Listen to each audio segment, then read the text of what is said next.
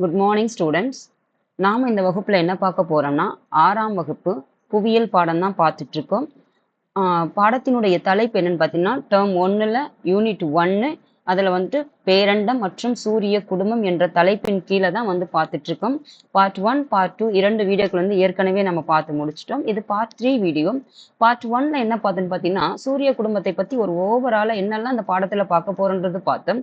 Part 2ல் வந்து என்ன பார்த்தோன்னு பார்த்தீங்கன்னா சூரியன் மற்றும் 8 கோள்களை பத்தி பார்த்தோம். அதனுடைய பண்புகள் என்னெல்லாம் இருக்குதுன்ட்டு பார்த்தோம். இதுல என்னன்னு பார்த்தீங்கன்னா அதுக்கு அடுத்து இருக்கிற அந்த 8 கோள்களை தாண்டி மற்ற கிரகங்கள்லாம் இருக்கு இல்லையா, மற்ற கோள்கள்லாம், அந்த கோள்கள் தான் என்னன்னு பார்த்தீங்கன்னா குறுங்கோள்கள், சிறு கோள்கள், துணை கோள்கள், இது எல்லாம் வந்துட்டு பார்த்தீங்கன்னா இருக்கிறத பத்தி தான் இந்த பாடத்துல வந்து கொடுத்துருக்காங்க.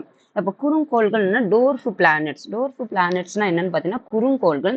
இது எங்க இருக்குதுன்னு பார்த்தீங்கன்னா நெப்டியூன் 8வது கோள் எது, சூரிய குடும்பத்துல 8வது கோள் இருக்குது யாருன்னு பார்த்தீங்கன்னா நெப்டியூன். அப்போ நெப்டியூன் கோள்களுக்கு தாண்டி யார் இருக்காங்கன்னு பார்த்தீங்கன்னா இந்த டோர்ஃப் பிளானட்ஸ் வந்துட்டு இருக்காங்க. அப்போ இவங்க எங்க இருக்காங்கன்னு பார்த்தீங்கன்னா இவை மிகவும் குளிர்ந்தும் ஒளி இல்லாமலும் காணப்படுது. அப்போ குளிர்ந்திருக்கு காரணம் என்னன்னு பார்த்தீங்கன்னா வெளிச்சமும் கிடையாது, ஹீட்டும் கிடையாது. ஏன்னா சூரியன் கிட்ட இருந்து மிக தொலைவில் இருக்குது. நம்ம பார்த்தோம். அதாவது வானியல் அலகு என்பது எல்லாம் என்னன்னு சொல்லிட்டு பார்த்தோம். அப்போ வானியல் அலகுல நம்ம பூமிக்கே இவ்வளவு தூரம் இருக்கும்போது அப்போ இதுக்கப்புறம் வந்து எத்தனை கோள்கள், 8 கோள்கள் தாண்டி தான் வந்து இந்த குறுங்கோள்கள் இருக்குது. அப்போ சூரியன் கிட்ட இருந்து ஹீட்டும் கிடையாது, அதுக்கப்புறம் வந்து ஒளியும் கிடையாது. அப்படி இருக்கும்போது எப்படி இருக்குதுன்னு பார்த்தீங்கன்னா இந்த கோள்கள்லாம் வந்து குளிர்ந்து இருக்குதுன்றாங்க. அப்போ இந்த கோள்கள்லாம் எந்த வடிவத்தில் இருக்குதுன்னு பார்த்தீங்கன்னா கோள வடிவில் காணப்படும். இவை கோள்களை போல இல்லாமல் தமது சுற்றுப்பாதையை பிற குருளை கோள்களுடன் பகிர்ந்து கொள்ளும். அப்போ நம்ம எப்படி வந்துட்டு கோள்கள், இது வடிவம் பார்த்தீங்கன்னா கோள வடிவம், பூமியும் கோள வடிவம்னு பார்த்தோம். கோள்கள் வந்துட்டு கோள வடிவத்தில் இருக்குதுன்னு பார்த்தோம். சில கோள்கள் வந்துட்டு அதே மாதிரி பார்த்தீங்கன்னா இந்த குறுங்கோள்களும் கோள வடிவமாக இருந்தாலும் ஆனா அதனுடைய சுற்றுப்பாதை வந்துட்டு தமக்குன்னு இல்லாம மற்ற கோள்களோட அதனுடைய சுற்றுப்பாதையை பகிர்ந்துகிட்டு இருக்குதுன்றாங்க.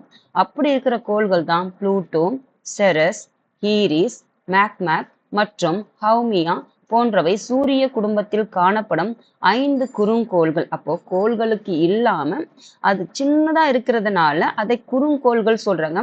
எத்தனை இருக்குதுன்னு பாத்தீங்கன்னா 5 இருக்கிறது. அது பாருங்க, புளூட்டோ, செரஸ், ஈரிஸ், மேக்மேக் மற்றும் ஹவுமியா. இது எங்க இருக்குதுன்னு பாத்தீங்கன்னா 8 கோள்களை தாண்டி இருக்குது. சூரியன் இருந்து தூரத்துல இருக்கிறதுனால இதுக்கு வந்துட்டு சூரிய ஒளியும் கிடையாது, சூரியன் ஒளி இல்லாதனால எப்படி இருக்கும், குளிர்ந்து இருக்கும். அதே மாதிரி வெளிச்சமும் கிடையாது. இதனுடைய வடிவம் பார்த்தீங்கன்னா கோள வடிவம். அதே மாதிரி தனக்குன்னு சுற்றுப்பாதை இல்லாம இது மற்ற கோள்களுடன் பகிர்ந்து கொண்டிருக்குது அதனுடைய சுற்றுப்பாதையும். அதுக்கப்புறம் பார்த்தீங்கன்னா நிலவு, இந்த மூன் என்பது எதுன்னு பார்த்தீங்கன்னா இந்த புவியினுடைய துணைக்கோள் தான். அப்போ புவிக்கு எது ஒரே ஒரு துணைக்கோள் எதுன்னு பார்த்தோம், மூன். அப்போ அந்த நிலவை பத்தி தான் இங்க பார்க்க போறோம். அப்போ கோள்களை சுற்றி வரும் விண் பொருள்கள் துணை கோள்களாகும். அப்போ கோள்களை சுற்றி வரக்கூடிய விண் பொருள்கள் தான் எதுன்னு பார்த்தீங்கன்னா அந்த கோள் வந்துட்டு சூரியனை சுத்துது. அந்த கோளை சுற்றக்கூடியது யாருன்னு பார்த்தீங்கன்னா துணைக்கோள்கள். அதுதான் வந்துட்டு துணைக்கோள்கள் எதுன்னு பார்த்தீங்கன்னா நிலவு. அப்போ புவியின் ஒரே துணைக்கோள் எதுன்னு பார்த்தீங்கன்னா நிலவு தன்னைத்தானே சுற்றி கொள்ள எடுத்துக்கொள்ள நேரமும் புவியை சுற்றி வர எடுத்துக்கொள்ள நேரமும் ஏறக்குறைய ஒன்றுதான். அப்போ எப்படி வந்துட்டு பூமி வந்துட்டு சூரியனை சுத்துது. அப்போ பூமியை சுத்துறது யாருன்னா நிலவு சுத்துது. நிலவு யாருன்னு பாத்தீங்கன்னா பூமியினுடைய துணைக்கோள். அப்போ தன்னையும் சுத்தி பூமியையும் சுத்துறதுக்கு ஒரே ஈக்குவலான டைம் தான் சொல்றாங்க. அப்போ ஒரே கால அளவு எடுத்துக்கிறதுனால அந்த ஒரே கால அளவுல தான் சுத்துது. தன்னையும் சுத்திட்டு சூரியனையும் சுத்தி வருது நிலவு வந்துட்டு. அப்போ அதாவது 27 நாள்கள் 8 மணி நேரம் ஆகும். அப்போ அது சுத்துறதுக்கு எவ்வளவு நாள் ஆகுது, இதுதான் வந்து நிலவு. நம்ம பாக்குறோம் இல்லையா, தினமும் நிலவும் இதுதான். அப்போ தன்னை சுத்துறதுக்கு 27 நாள்கள் 8 மணி நேரம். அப்போ தன்னை சுத்துறதுக்கும் அதே டைம் தான், பூமியை சுத்துறதுக்கும் அதே நேரம் தான் சொல்லுங்க. அப்போ நிலவிற்கு வளிமண்டலம் கிடையாது, நிலவுக்கு என்ன கிடையாது, காற்று மண்டலம் கிடையாதுன்றாங்க. இதன் காரணமாக விண்கற்களின் தாக்கத்தால் இதன் மேற்பரப்பில் அதிக அளவில் தரைக்குழி பள்ளங்கள் காணப்படுகிறது. அப்ப தரைக்குழி பள்ளங்கள் அங்கங்க அந்த நிலவுல பாத்தீங்கன்னா இங்கிருந்து நமக்கு என்ன தெரியுது, அந்த குழி பள்ளங்கள்லாம் இதுக்கு ஏன் வந்து காரணம்னு பார்த்தீங்கன்னா, காற்று இல்லாததுனால அதனுடைய தாக்கம் வந்துட்டு அதிகமா இருக்கிறதுனால பள்ளங்கள் வந்து ஏற்படுது. அப்ப காற்று இல்லாததுனால அது புவியின் அந்த மேற்பரப்பு வந்து விண்கற்களுடைய தாக்கம் ஏற்படுறதுனால, காற்று இல்லாததுனால அந்த பள்ளங்கள்லாம் ஏற்படுறதுக்கு காரணம் என்னன்னு பார்த்தீங்கன்னா, காற்று இல்ல. வளிமண்டலம் இல்லாததுனால அந்த விண்வீழ் கற்கள் விழும்போது அங்கங்க வந்து தரைக்குழி பள்ளங்கள் ஏற்படுது. அப்போ நிலவு பார்த்தீங்கன்னா, பூமியின் கிட்ட இருந்து எவ்வளோ தூரம்னு பார்த்தீங்கன்னா, 3,84,400 கிலோமீட்டர் தொலைவில் அமைந்துள்ளது. எப்படி வந்துட்டு சூரியன் கிட்ட இருந்து புவி வந்துட்டு விலகி எவ்வளோ தொலைவில் இருக்குதுன்னு பார்த்தோமோ, அதே மாதிரி பார்த்தீங்கன்னா, பூமியில் இருந்து நிலவு வந்துட்டு எவ்வளவு தூரத்தில் இருக்குதுன்றது இங்க குடுத்திருக்காங்க. எவ்வளோ? 3,84,400 கிலோமீட்டர் தொலைவில. அப்போ இது புவியில் 4ல் 1 பங்கே அளவுடையது. அப்போ பூமியில 4ல 1 பங்கு அளவு தான் எது இருக்குதுன்னு பார்த்தீங்கன்னா, இந்த நிலவு இருக்குது. அப்போ 4ல 1 பங்கு நிலவுடைய அளவு அவ்வளோதான் இருக்குது. அப்போ மனிதன் தரையிறங்கிய ஒரே ஒரு விண்பொருள் எதுன்னு பார்த்தீங்கன்னா, நிலவுன்றாங்க. அப்போ இதுதான் உங்களுக்கு ஹோம்வொர்க் என்ன குடுத்திருக்கேன்னா, மனிதன் தரை இறங்குனாங்க நிலவுக்குன்னு சொல்றாங்க இல்லையா? அது எப்போ வந்து தரை இறங்குனாங்க? பைலட் யாரு? பைலட் யாரு? எந்த ஆண்டு வந்து தரை இறங்குனாங்க? எந்த காரணத்துக்காக வந்துட்டு ஒருத்தர் வந்துட்டு முதல்ல தரை இறங்க வேண்டிய ஆளு இறங்கல. 2வது யார் இறங்குனாங்க? எந்த காரணத்துக்காக அவர் வந்துட்டு இறங்காம இன்னொருத்தர் இறங்குனாரு? இதுதான் உங்களுக்கான ஹோம்வொர்க் இது. இத மாணவர்கள் தேடுங்க. அப்போதான் இதனுடைய சிந்தனை பாருங்க. நாம் எப்பொழுதும் நிலவின் ஒரு பக்கத்தை மட்டுமே காண்கிறோம். ஏன்? அப்போ நிலவுடைய ஒரு பக்கம் மட்டும் தான் பார்க்கிறோம். நிலவு எங்க இருக்கு? இதுதானே இந்த நிலவுடைய ஒரு பக்கம் மட்டும் தானே நமக்கு தெரியுது. பின்னாடி பக்கம் இருக்குது இல்லையா? அது ஏன் தெரியல? அப்படின்றது சிந்தனை வினா குடுத்துருக்காங்க. தேடுங்க. மாணவர்கள் தேடுங்க. அதுக்கப்புறம் யாருக்குன்னா சிறு கோள்கள், குறுங்கோள்கள் பார்த்துட்டோம், நிலவு பார்த்துட்டோம். நிலவு வந்துட்டு பூமியினுடைய துணைக்கோள். இது வந்துட்டு சிறுகோள் ஆஸ்டராய்ட்ஸ். ஆஸ்டராய்ட்ஸ் என்பது என்னன்னு பார்த்தீங்கன்னா, சிறுகோள்கள். இது சூரியனை சுற்றி வரும் சிறிய திடப்பொருள்களே, அதாவது திடப்பொருள்கள்னா கனமான பொருட்கள். அதாவது திடமான பொருட்கள் இது கனமான சிறு சிறு துகள்கள் அதனுடைய திடப்பொருள்கள் சிறு கோள்கள் எனப்படும். அப்ப சூரியனை வந்துட்டு கோள்கள் மட்டும் கிடையாது, குறுங்கோள்கள் மட்டும் கிடையாது, சிறு கோள்களும் வந்து சூரியனை சுற்றுவது. அது அந்த சிறு கோள்கள் யாருன்னு பார்த்தீங்கன்னா, திடப்பொருள்களால் ஆனதுதான் வந்து இந்த சிறு கோள்கள். அப்போ செவ்வாய் மற்றும் வியாழன் ஆகிய இரு கோள்களுக்கு இடையே சிறு கோள்கள் மண்டலம் காணப்படுது. எப்படி வந்துட்டு நெப்டியூனுக்கு அடுத்து குறுங்கோள்கள் இருக்குதோ, அதே மாதிரி புதன், வெள்ளி, புவி, செவ்வாய், இது வந்துட்டு வியாழன். அப்ப இந்த இடைப்பட்ட பகுதியில யார் இருக்காங்கன்னு பார்த்தீங்கன்னா, இந்த சிறுகோள் ஆஸ்டராய்ட்ஸ் இருக்காங்க. இவங்க என்னன்னு பார்த்தீங்கன்னா, இவங்க வந்துட்டு அந்த திடப்பொருள்களால் ஆனது. அங்கதான் வந்து இவங்க இருக்கிறாங்க. அப்போ ஏன் வந்து பார்த்தீங்கன்னா, இவை அளவில் மிகவும் சிறியதாக இருப்பதால் கோள்கள் என அழைக்கப்படுது. அப்போ இதனுடைய கோள்களா தான் இருக்கு. ஆனா சைஸ் வந்து பார்த்தீங்கன்னா, சின்னதா இருக்கிறதுனால இத வந்துட்டு கன்சிடரா பண்ணல. எதுவா? கோளா வந்து கன்சிடர் பண்ணல. சிறு கோள்களா இத வச்சிருக்காங்க. அப்போ இவை குறுங்கோள்கள் என்றும் அழைக்கப்படுகின்றன. சிறு கோள்கள் மட்டுமல்ல, குறுங்கோள்களும் சொல்றாங்க இத. அதுக்கப்புறம் வால் விண்மீன்கள். வால் விண்மீன்கள் என்னன்னு பார்த்தீங்கன்னா, காமெட்ஸ். காமெட்ஸ்க்கு என்னன்னு சொல்லுவாங்க? வால் விண்மீன்கள். வால் விண்மீன்கள் இதுதான் வந்துட்டு வால் விண்மீன். வால் விண்மீன் இதுதான். இது காமெட்ஸ். வால் விண்மீன்கள் பார்த்தீங்கன்னா, இது வால் விண்மீன்கள் தலை மற்றும் வால் பகுதிகளை கொண்டதாக காணப்படும். இதுக்கு வால் விண்மீன்களுக்கு என்ன இருக்குன்னா, தலையும் இருக்கும், வால் பகுதியும் இரண்டும் இருந்துதான் வந்துட்டு வால் விண்மீன்கள். இதுவும் பார்த்தீங்கன்னா திடப்பொருள்களால் ஆனது. அதாவது கனமான பொருள்களால் ஆன தலைப்பகுதி பனிக்கட்டியால் பிணைக்கப்பட்டுள்ளது. அப்போ இந்த திடப்பொருளால் ஆனதுதான் தலைப்பகுதி. அதனுடைய எதால பிணைக்கப்பட்டிருக்குதுன்னு பார்த்தீங்கன்னா, பனிக்கட்டியால பிணைக்கப்பட்டிருக்குது. அதன் வால் பகுதி பார்த்தீங்கன்னா வாயுக்களால் ஆனது. அப்போ தலைப்பகுதி வந்து திடமான, அதாவது துகள்கள்லாம் இருக்கு இல்லையா, அந்த துகளால் ஆனது. ஆனால் வந்துட்டு எதால பிணைக்கப்பட்டதுன்னா வந்துட்டு பனிக்கட்டியால் பிணைக்கப்பட்டது. வால் பகுதி வந்துட்டு பார்த்தீங்கன்னா வாயுக்கள் காற்றுக்களால் ஆனது. இது புவிக்கு அருகில் 76 வருடங்களுக்கு ஒரு முறை வரக்கூடிய ஹேலி வால் விண்மீன்கள். அதாவது புவிக்கு எப்போ வந்திருக்குதுன்னு பார்த்தீங்கன்னா, 76 வருடங்களுக்கு ஒரு முறை தான் வருமாம். இது கடைசியாக எந்த வால் விண்மீன் வந்ததுன்னு பார்த்தீங்கன்னா, ஹேலி என்று அழைக்கப்படுகிற வால் விண்மீன் தான் 1987 2066ஆம் ஆண்டு வானில் வந்து தென்பட்டதுன்றாங்க. இது மீண்டும் 2061ஆம் ஆண்டில் விண்ணில் தோன்றும் என்று கணக்கிடப்படுகிறது. அப்போ 76 ஆண்டுகளுக்கு ஒரு முறை வரும். கடைசியாக வந்தது 1986ஆம் ஆண்டு ஹேலி என்ற வால் விண்மீன். அதுக்கடுத்து எப்போ வரும்னு பார்த்தீங்கன்னா 2061ஆம் ஆண்டு. இங்க பாருங்க, உங்களுக்கு தெரியுமால இங்க ஒரு ஹோம்ஒர்க் கொடுத்திருக்கேன். நிலவை பற்றி ஆராய்வதற்காக இந்தியாவில் அனுப்பப்பட்ட முதல் விண்கலம் சந்திரயான் 1 ஆகும். இது 2008ஆம் ஆண்டு விண்ணில் செலுத்தப்பட்டது. அதாவது நிலவை பற்றி ஆராய்ச்சி செய்யறதுக்காக இந்தியாவால் அனுப்பப்பட்டதுதான் முதல் விண்கலம் தான் எதுன்னு பார்த்தீங்கன்னா சந்திரயான் 1. இது எந்த ஆண்டுன்னு பார்த்தீங்கன்னா 2008. அங்க யார் வந்துட்டு முதல்ல கால் பதித்தாங்கன்றது அங்க கேட்டிருந்தேன். இங்க வந்து பார்த்தீங்கன்னா சந்திரயான் 1, சந்திரயான் 2, சந்திரயான் 3 விண்கலங்கள் வந்து அனுப்பப்பட்டிருக்கும். இது எந்தெந்த காலகட்டத்துல எப்பப்போ அனுப்புனாங்கன்றது மாணவர்களுக்கு கொடுக்கப்பட்ட ஹோம்ஒர்க் இங்க. அதுக்கப்புறம் பார்த்தீங்க விண்கற்கள் மீட்டியரைட்ஸ், மீட்டியரைட்ஸ் இரண்டு. மீட்டியர்ஸ்னா விண்கற்கள் மற்றும் விண்வீழ் கற்கள்னா மீட்டியரைட்ஸ். மீட்டியரைட்ஸ் என்பது விண்வீழ் கற்கள். அப்போ சூரிய குடும்பத்தில் காணப்படும்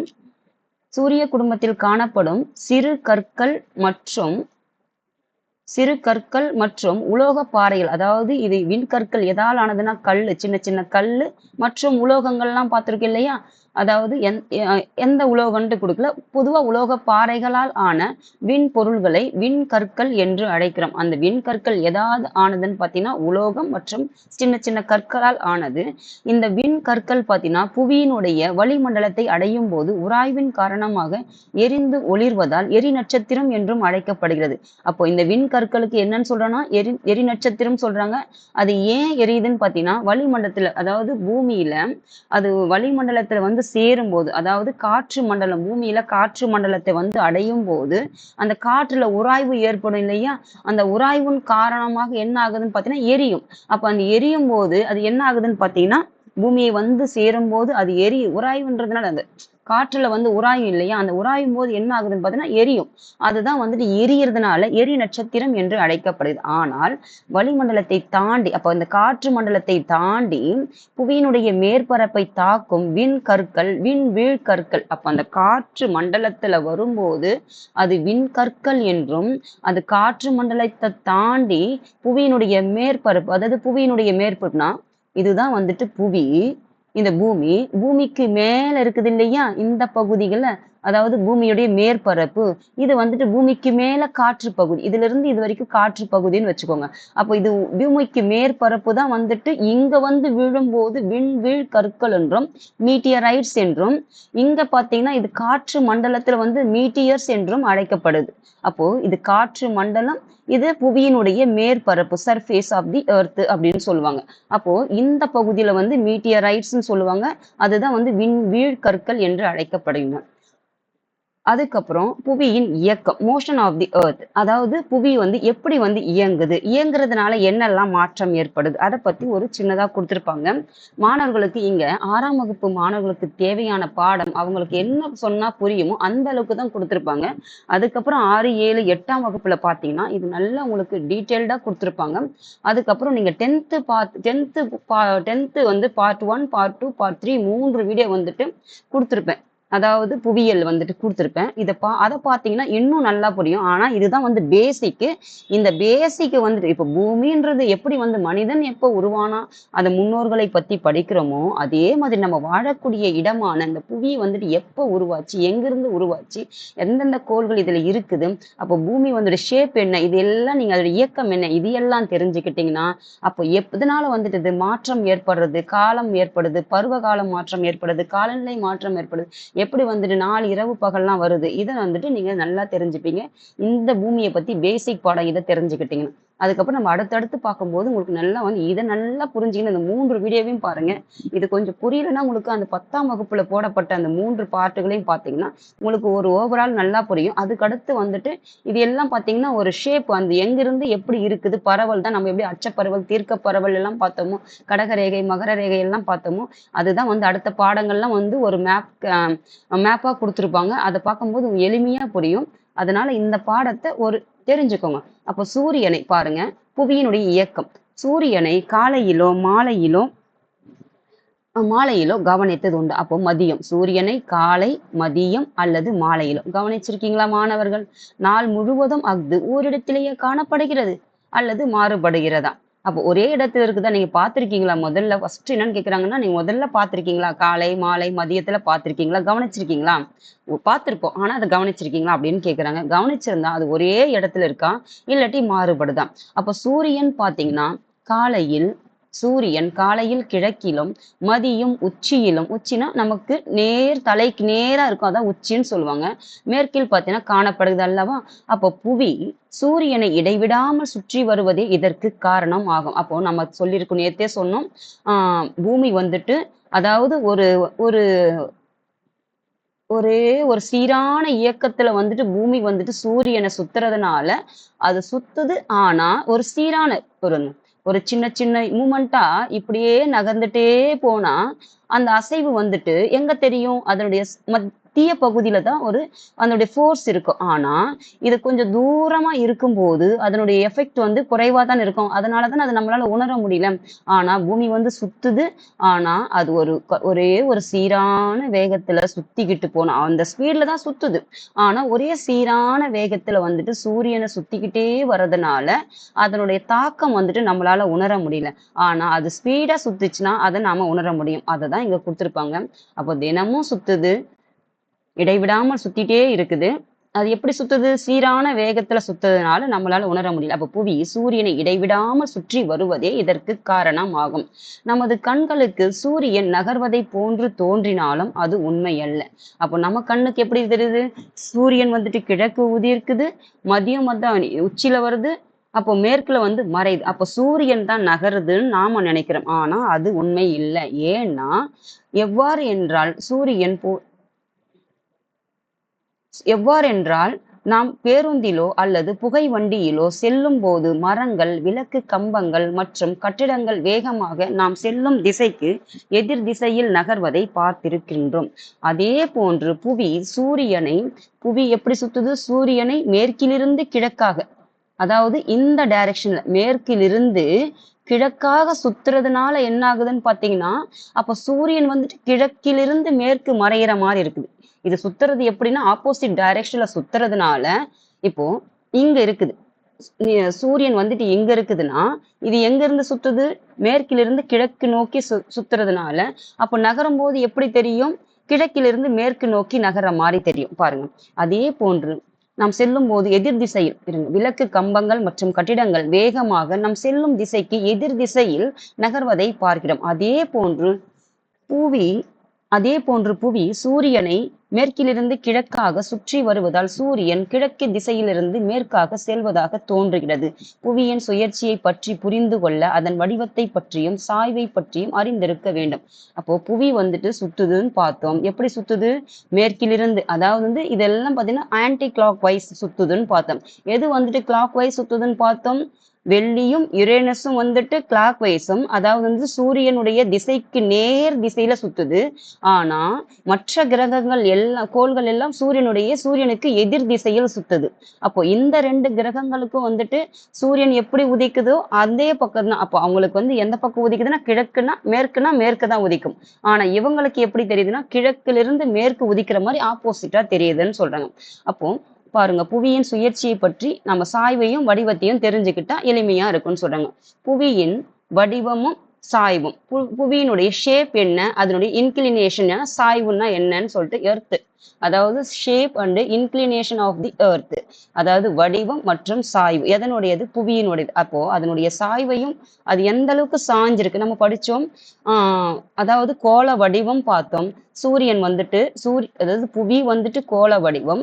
ஆனா சூரியனை எப்படி சுத்துதுன்னா நீள்வட்ட பாதையில் சுத்துதுன்னு பார்த்தோம். அப்போ நீள்வட்ட பாதையில சுத்துறதுனால இங்கிருந்து எப்படின்னா தொலைவு வந்துட்டு கொஞ்சம் குறுகிய தொலைவையும், அப்போ இங்க 2 பக்கமும் எப்படின்னா நீண்ட தொலைவு தான் இருக்குதுன்னு பார்த்தோம். அப்படி அதனுடைய தொலைவு ஆனா வந்துட்டு எப்படி நம்ம அதோட ஷேப் எப்படின்னு பார்த்தீங்கன்னா கோள வடிவம் பார்த்தோம். ஆனா எவ்வளவு சாஞ்சிருக்குதுன்னு பார்த்தோம்? அந்த செங்குத்துல பார்த்தீங்கன்னா 23 டிகிரி சாய்ந்து இருக்குது அப்படின்னு பார்த்தோம். அப்போ பூமி வந்து சுத்துறது அதாவது வந்து ஸ்ட்ரெயிட்டா செங்குத்தா நேரா இல்லாம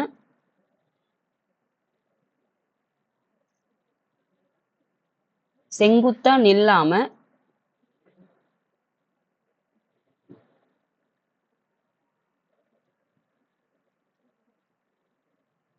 எப்படி சுத்துதுன்னா சூரியன் வந்துட்டு செங்குத்தா இல்லாம எப்படி சுத்துதுன்னா 23 டிகிரி சாஞ்சு சுத்துதுன்றாங்க. அப்ப அது சாஞ்சு சுத்துறதுனால என்னெல்லாம் மாற்றம் ஏற்படுது? அப்போ பூமி வந்துட்டு சூரியனை 23 டிகிரி தன்னுடைய அச்சு இருக்குது. இப்போ தன்னுடைய அச்சுனா இப்போ இதுதான் வந்து தன்னுடைய அச்சுன்னு வச்சுக்கோங்க. மைய அச்சு இப்படி மையத்துல இப்படி இருக்குதுன்னா, ஆனா நேரா இல்லாம தன்னுடைய அச்சு இந்த அச்சு நேரா இல்லாம இந்த அச்சு வந்துட்டு இப்படி 23 டிகிரி சாஞ்சு இருக்கிறதுனால என்னெல்லாம் மாற்றம் வந்துட்டு ஏற்படுதுன்னு தான் இங்க கொடுத்திருப்பாங்க.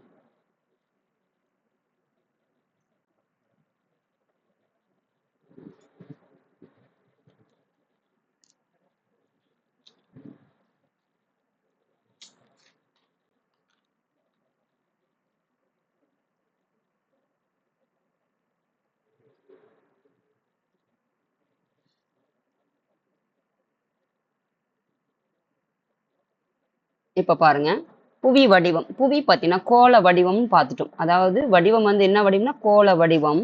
அது தன் அச்சில் சுழலுகிறது. தன்னுடைய அச்சிலேயே சுழலுது. புவி வட துருவத்திலிருந்து புவி மையத்தின் வழியாக தென் துருவம் வரை செல்லக்கூடிய ஒரு கற்பனை கோடு புவியின் அச்சு எனப்படும். அதாவது புவியினுடைய வட துருவத்திலிருந்து புவி மையத்தின் வழியாக இதுதான் வந்துட்டு பூமி கோள வடிவம் பார்த்தோம். ஆனா வந்துட்டு ஷேப் வந்துட்டு எப்படி இருக்குன்னா ரவுண்டா இருக்காது. அங்கங்க தட்டை மேடு பள்ளம் இருக்கு. ஏன்னா இது உருவாக்கப்பட்டது இல்லை, தானாவே இயற்கையாக வந்துட்டு உருவானது. அப்போ அதனுடைய ஷேப் வந்துட்டு ஒரு பால் மாதிரி இல்லாம எப்படி இருக்குன்னா அங்கங்க மேடு பள்ளம் தரைக்குழி பள்ளங்கள்லாம் இருக்குதுன்னு பார்த்தோன்னா அந்த மாதிரி தான் இருக்கும். அப்படி இருக்கும்போது இது துருவத்துல அதாவது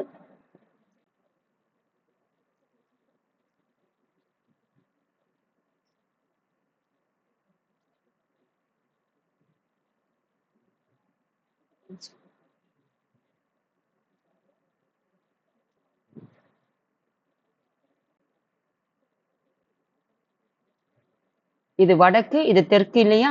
அதுதான் புவியின் வட துருவத்திலிருந்து. அப்போ வட துருவத்திலிருந்து எப்படி இருக்குன்னா தெற்கு நோக்கி புவியின் மையத்தின் வழியாக இதுதானே வந்து புவியினுடைய மையம். இதுதானே புவியின் மையம். அப்போ புவியின் மையம் இது வந்து அச்சப்பரவல், இது வந்து தீர்க்க பரவல்னு பார்த்தோம். அச்சப்பரவல் பார்த்தீங்கன்னா எப்படி இருக்குன்னா மேற்கிலிருந்து கிழக்கு நோக்கி வந்து அச்சக்கோடுகள் வந்து போடப்பட்டிருக்குது. அதே மாதிரி வடக்கிலிருந்து தெற்கு நோக்கி வந்து தீர்க்க கோடுகள் வரையப்பட்டிருக்குது. மொத்தம் வந்துட்டு எத்தனைன்னா 360 கோடுகள் வந்து பார்த்திருக்கோம். தீர்க்க கோடுகள் அச்சப்பரவல் வந்து பார்த்திருக்கோம். இதுவும் வந்துட்டு 0 டிகிரியிலிருந்து 90 வரைக்கும் இருக்கும். இது வடக்கு அச்சம். அதே மாதிரி வந்து 0 டிகிரியிலிருந்து 90 வரைக்கும் தெற்கு அச்சம் பார்த்தோம். அதே மாதிரி வந்துட்டு இது வந்துட்டு வடக்கு தீர்க்கம், இது வந்துட்டு தெற்கு தீர்க்கம் சொல்லிட்டு நம்ம 10th படிக்கும் போதே அதுல பார்த்திருப்போம். இப்போ அதுதான் இங்க கொடுத்திருக்காங்க. அப்போ இந்த மைய பகுதி தான் பார்த்தோம் அச்சப்பரவல் 0 டிகிரியில் இருக்குதுன்னு பார்த்தோம். இது வந்துட்டு கடகரேகைன்னு பார்த்தோம். நம்ம 10ஆம் வகுப்பு பாருங்க, புரியலன்னா நல்லா உங்களுக்கு எளிமையா புரியும். அதுக்கப்புறம் நம்ம 6th 7th அப்படியே போகலாம். அதுக்கப்புறம் இது மகர ரேகை. இது பாருங்க, இது கடகரேகை, இது நிலநடுக்கோடு, இது வந்துட்டு மகர ரேகை. இதுலதான் வந்துட்டு நம்ம என்ன படிச்சோம், மகர ரேகை மேல சூரியன் விழுது செங்குத்தாகன்னு பார்த்திருக்கோம். அதே மாதிரி வந்துட்டு கடகரேகை மேல விழுதுன்னு பார்த்தோம். இது என்னதுன்னு பார்த்தீங்கன்னா தீர்க்கக்கோடு. இதுதான் வந்துட்டு பூஜ்ஜியத்துல இருந்து இங்கிருந்து மத்தியில போகுதுன்னு சொல்றாங்க. அப்ப தென் தூரம் வரை செல்லக்கூடிய ஒரு கற்பனையாக வரையப்பட்ட கோடு தான் இது. வரைஞ்சவர்லாம் நம்ம அடுத்தடுத்து யாருன்னு பார்ப்போம். அப்ப வரையப்பட்ட கோடு தான் வந்து புவியினுடைய அச்சுன்னு சொல்றாங்க. அப்ப புவி தன் அச்சில் 23 டிகிரி சாய்ந்து தன்னைத்தானே சுற்றி சூரியனையும் சுற்றி வருகிறது. இப்போ சூரியன் இங்க இருக்குதுன்னா இதை எப்படி சுத்துதுன்னா நேரா சுத்தாம இப்படி கொஞ்சம் அந்த 23 டிகிரி சாஞ்சு இருக்கிறதுனால அந்த சாயறதுனால கொஞ்சம் மாற்றம் ஏற்படும் இல்லையா? கொஞ்சம் சாய்வா இந்த இந்த இந்த இடைப்பட்ட காலத்துக்கு இவ்வளவு டிகிரி சாஞ்சு இருக்குது இல்லையா? அப்ப அந்த சாயதுனால மாற்றம் ஏற்படலையா? அதுதான் என்னெல்லாம் மாற்றம்னு அடுத்தடுத்து நம்ம பார்த்துக்கிறோம். இங்க என்ன கொடுத்துருவாங்களோ அதை மட்டும் இப்போ படிச்சுட்டு போவோம். பாருங்க, 23 டிகிரி தன்னைத்தானே சாய்ந்து தன்னையும் சுற்றி சூரியனையும் சுற்றி வருது. அப்போ தன் சுற்றுவட்ட பாதைக்கு 66.5 டிகிரி கோணத்தை இந்த சாய்வு வந்து ஏற்படுத்துகிறது. அப்போ இங்க வந்து பாத்தீங்கன்னா தீர்க்க பரவல் வந்துட்டு அச்சப்பரவல்ல எவ்வளவு இருக்குதுன்னு சொல்றாங்கன்னு பாத்தீங்கன்னா 66.5 டிகிரி வந்துட்டு கோணத்தை வந்து சாய்வு ஏற்படுத்துது. ஆனா தெற்குல எவ்வளோன்னு பார்த்தீங்கன்னா 23, அச்சல வந்துட்டு பார்த்தீங்கன்னா 66.5 டிகிரி வந்து சாய்ந்து கோணத்தை ஏற்படுத்து. அப்ப சாய்ந்து சுத்துனா அதனுடைய சாய்வு வந்துட்டு ஒரு கா அதுல மாற்றம் ஏற்படலையா? அததான் இங்க குடுத்திருப்பாங்க. புவியின் சுழலும் வேகம் பார்த்தீங்கன்னா, நிலநடுக்கோட்டு பகுதியில் 1670 கிலோமீட்டர் பெர் ஹவருக்கு வந்து அதாவது மணிக்கு வந்துட்டு எவ்வளோ ஒரு மணி நேரத்திற்கு 1670 கிலோமீட்டர் வேகத்துல வந்து நிலநடுக்கோட்டு பகுதியில இந்த நிலநடுக்கோட்டு பகுதியில புவி வந்துட்டு அவ்வளோ வேகத்துல சுத்துதாம். அதே மாதிரி 60 டிகிரி வடக்கு அட்ச ரேகையிலும் 845 கிலோமீட்டர் அவருக்கு வந்துட்டு சுத்துது. ஆனா துருவ பகுதியில சுழலும் வேகம் எதுனா சுழியமாக இருக்குதுன்னு பாருங்க. இதை கொடுத்துருக்காங்க பாருங்க. இதுதான் வந்துட்டு புவியினுடைய அச்சம். அதுக்கப்புறம் பாத்தீங்கன்னா இது 60 டிகிரி, அதுக்கப்புறம் 90 டிகிரி வரும். இதனுடைய வட துருவம் இது. அதே மாதிரி வந்துட்டு இது தென் துருவம் இது. இதுதான் வந்துட்டு 0. அதுக்கப்புறம் பாத்தீங்கன்னா 60, அதுக்கப்புறம் 90, அதுக்கப்புறம் தென் துருவம். அப்போ இந்த வட துருவத்திலையும் தென் துருவத்திலையும் சுத்தும் போது எப்படி இருக்குன்னு பாத்தீங்கன்னா இங்க அவ்வளோ வேகத்துல சுத்துது. அப்போ இங்கெல்லாம் நம்மளால உணர முடியாது தானே. அதுதான் சொல்லியிருக்காங்க பாருங்க. புவி தன் சுழலும் வேகம் நிலநடுக்கோட்டு பகுதியில ஏன்னா மையத்துலதான் என்ன இருக்குன்னு பாத்தீங்கன்னா ஈர்ப்பு விசை இருக்கும். அப்ப இங்க சுழலும் வேகம் எப்படி இருக்குது? நான் உங்களுக்கு ஏற்கனவே சொல்லியிருக்கேன். பம்பரம் சுத்துது. அப்போ அதனுடைய மையத்துலதான் எப்படி இருக்குன்னு பாத்தீங்கன்னா ஃபோர்ஸ் அதிகமா இருக்கும். அப்போ மையத்துல ஃபோர்ஸ் அதிகமா இருந்தா இதை சுத்துறதுனாலதான் மற்ற பம்பரமும் அது தலைப்பகுதி சுத்துதே ஒழிய, ஆனா அச்சு எங்க இருக்கு? இதனுடைய அந்த ஒரு புள்ளியில தான் இருக்குது. அப்ப இங்கதான் ஈர்ப்பு விசை அதிகமா இருக்கும். மற்ற பகுதியில குறைவா தான் இருக்கும். அததான் பாருங்க. வட துருவத்திலையும் தென் துருவத்திலையும் சுழியத்தில் இருக்கும். ஆனா வந்துட்டு இந்த நிலநடுக்கோட்டு பகுதியில நிலநடுக்கோட்டு பகுதியில எப்படின்னா 1670 கிலோமீட்டர் வேகத்துல வந்து சுத்துது. வடக்கு 60ல அதே மாதிரி வடக்கும் சரி தெற்குலயும் 60 டிகிரில வந்துட்டு எவ்வளவுனா 845 கிலோமீட்டர் வேகத்துல வந்து மணிக்கு சுத்தும். துருவ பகுதியில வந்து சுழியமாக இருக்குதுன்னு. சுயலுதல் சுயலுதல்னா என்னன்னு பாத்தீங்கன்னா புவி தன்னைத்தானே சுயலுதல் அதாவது ரொட்டேஷன். அது தன்னைத்தானே சுத்திக்கிறது தான் வந்து ரொட்டேஷன். எப்படி சுத்துதுன்னு அதான் 23 டிகிரில தன்னையும் சுத்தி சூரியனையும் சுத்திதுன்னு பார்த்தோம் சாஞ்சிட்டு. அப்ப புவி தன் அச்சில்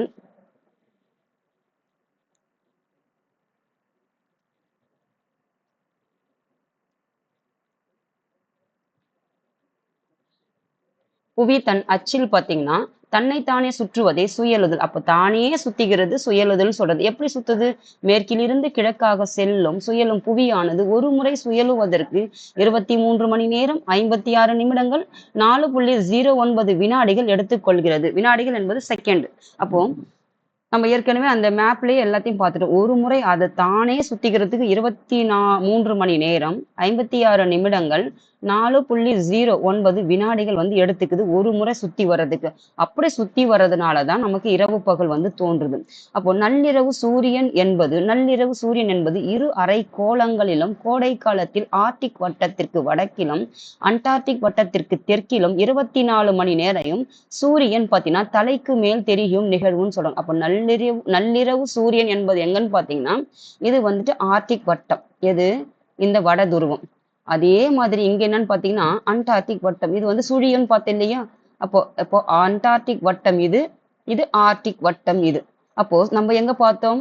இங்கிருந்து இது கடகரேகை, அது நிலநடுக்கோடு, இது மகர ரேகை. அப்ப சூரியன் வந்து கடகரேகை மேல விழுது, அதே மாதிரி சூரியனுடைய மகர ரேகை மேல விழுது. அப்போ நிலநடுக்கோட்டு மேலேயும் விழும். அப்ப இங்கெல்லாம் விழும்போது இந்த 3 இடத்துல எப்படி இருக்கு பாத்தீங்கன்னா வெயில் அதிகமாக இருக்கும். இங்கிருந்து பாத்தீங்கன்னா அதாவது வெயில் அதிகமாக மிக அதிக வெப்பமும் அதுக்கப்புறம் மிதமான வெப்பமும் இங்க இருக்கும். ஆனா இங்கிருந்து போகும்போது எப்படின்னு பாத்தீங்கன்னா சூரியனுடைய ரிஃப்ளெக்டிங் கிடைக்குமா? கிடைக்காது தானே. மறைவு தான் இருக்குது. மேல இங்கிருந்து படாது தானே. அதனால எப்படி இருக்கும்னு பாத்தீங்கன்னா நள்ளிரவு அதாவது 24 மணி நேரமும் சூரியன் தலைக்கு மேல் தெரியும் நிகழ்வு. அதாவது நள்ளிரவு சூரியன் என்பது இரு அரை கோளங்களிலும் கோடை காலத்தில் ஆர்டிக் வட்டம். கோடை காலம்னா வெயில் காலத்துல ஆர்டிக் வட்டம்னா மேல வடக்கு. தெற்கு பாத்தீங்கன்னா அண்டார்டிக் வட்டம் தெற்கு. இது அண்டார்டிக் வட்டம்னா இது தெற்கு. இந்த ரெண்டு பக்கத்திலையும் 24 மணி நேரம் பாத்தீங்கன்னா சூரியன் வந்து தலைக்கு மேல் தெரியும் நிகழ்வுதான் நள்ளிரவு சூரியன் சொல்றாங்க. அதாவது சூரியன் தெரியும் நிகழ்வுன்னு சொல்றாங்க.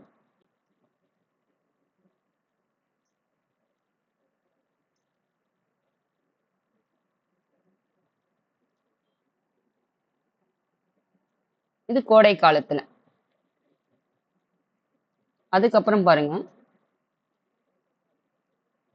புவி ஒரு முறை சுழலுவதற்கு எடுத்துக்கொள்ளும் நேரத்தை ஒரு நாள். அப்ப 23 மணி நேரம் 56 நிமிடங்கள் 0.4.09 வினாடிகள் சுத்துது.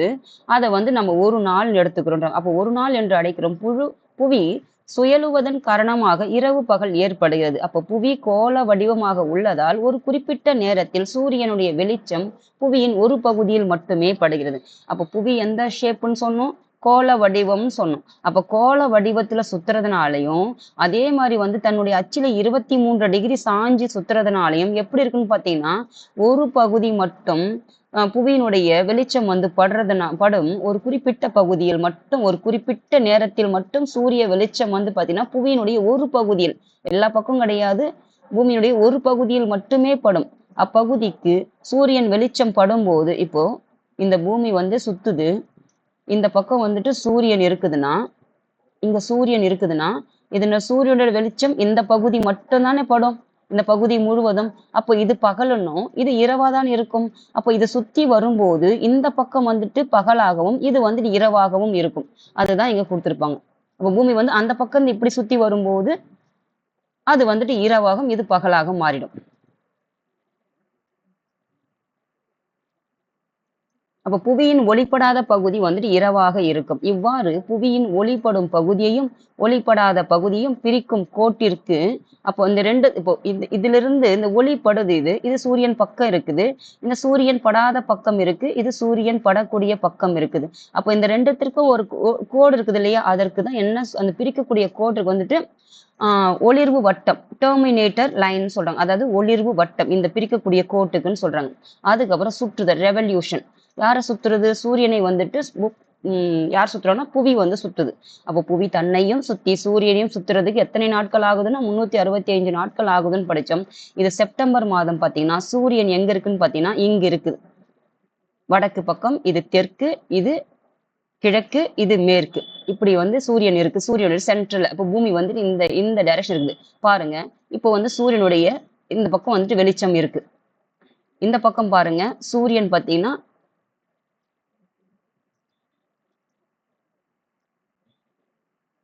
வெளிச்சம் இந்த பக்கம் இருக்குது. இது டிசம்பர் மாசம். இது வந்துட்டு என்ன மாசம் பாத்தீங்கன்னா ஜூன் மாதம். இது வந்துட்டு இந்த பக்கம் பாத்தீங்கன்னா மார்ச் மாதம். அந்த பக்கம் இந்த பக்கம் பாருங்க, இது வந்து செப்டம்பர் மாதம். பாருங்க, செப்டம்பர் 23 இலையுதிர் கால சம பகல் இரவு நாள். அப்போ இரவும் பகலும் சமமான நாள் எதுன்னு பாத்தீங்கன்னா இலையுதிர் காலமான செப்டம்பர் 23. அதே மாதிரி மார்ச் 21 வசந்த காலம். நம்ம படிச்சோம்ல, குளிர்காலத்துக்கு அப்புறம் வசந்த காலம் வரும். அதாவது கோடை காலத்திற்கும் குளிர்காலத்திற்கும் இடைப்பட்ட காலம்தான் வந்து வசந்த காலம். அதாவது குளிர்காலத்துல நல்லா இயற்கை வந்துட்டு நல்லா இருக்கும். அதுக்கப்புறம் வெயில் ஸ்டார்ட் ஆகும்போது என்ன ஆகுன்னு பாத்தீங்கன்னா அந்த வெயிலால வந்து இலைகள்லாம் உதிரும். அதுதான் வந்து இலை உதிர் காலம் அப்படின்னு சொல்லுவாங்க. ஆனா வந்து வசந்த காலம் என்பது பாத்தீங்கன்னா அந்த குளிர்காலத்துக்கும் அந்த கோடை காலத்திற்கும் நல்லா வந்து தழைச்சு அந்த டைம்ல வந்து நல்லா இருக்கிறதா வந்து வசந்த காலம் சொல்லுவாங்க. அப்ப இந்த பக்கம் எப்படி இருந்ததுன்னா இரவும் பகலும் சமமாக இருக்கும். இங்கேயும் பாத்தீங்கன்னா சம பகல் இரவுன்னு சொல்றாங்க. அப்ப இரவும் பகலும் சமமாக இருக்கக்கூடிய காலம் இலையுதிர் காலம் செப்டம்பர் 23. அதே மாதிரி வசந்த காலத்திலையும் பாத்தீங்கன்னா சம பகல் இரவு. அது எப்பன்னு பாத்தீங்கன்னா மார்ச் 21. அப்போ இங்க பாருங்க, ஜூன் மாதம் 21ஆம் தேதி கோடைக்காலம் கதிர் திருப்பம் சொல்றாங்க. அதாவது கோடைக்கால கதிர் திருப்பம் எப்பன்னு பாத்தீங்கன்னா ஜூன் 21. இது பாத்தீங்கன்னா டிசம்பர் 22க்கு குளிர்கால கதிர் திருப்பம் சொல்றாங்க.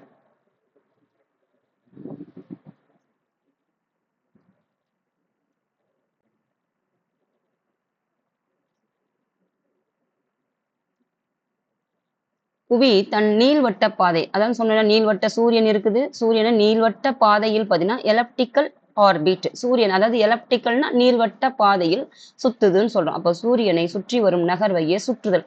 அதாவது தன்னை சுத்தி இப்ப சூரியனை சுற்றுது. அப்போ புவி வினாடிக்கு 30 கிலோமீட்டர் வேகத்தில் சூரியனை சுற்றி வருது.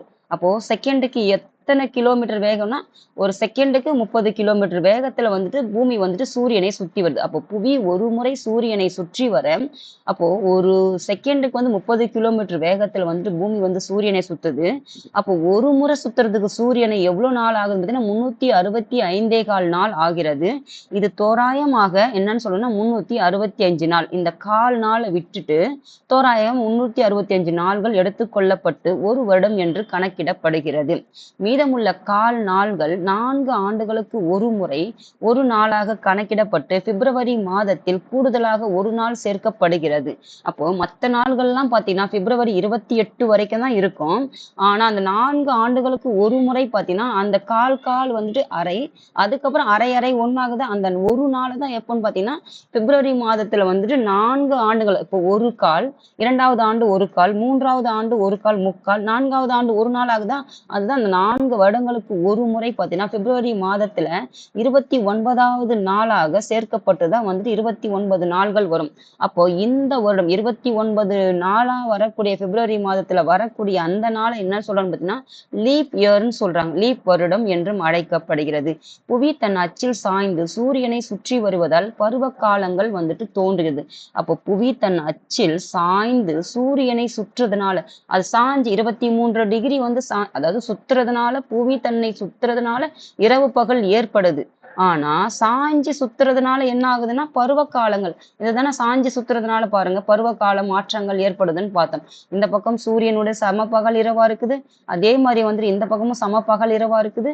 இந்த பக்கம் எப்படின்னு பாத்தீங்கன்னா அதிகமான இருக்குது. இது வந்து குளிர்கால கதிர் திருப்பம்ன்றாங்க, இது கோடை காலம் சொல்றாங்க. அப்போ அது சாஞ்சு சுத்துறதுனாலதான் இந்த பருவ காலங்கள் வந்து தோன்றுதுன்றாங்க.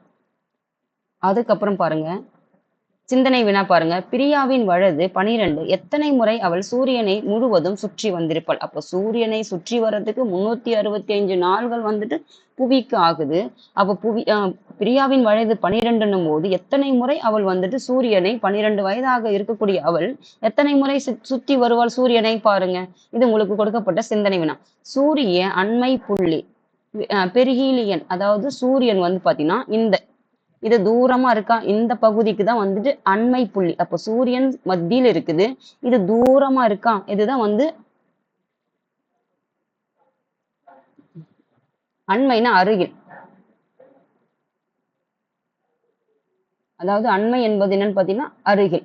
பெரிஹீலியன் என்பது என்னன்னு பாத்தீங்கன்னா அருகில் இருக்கிறது.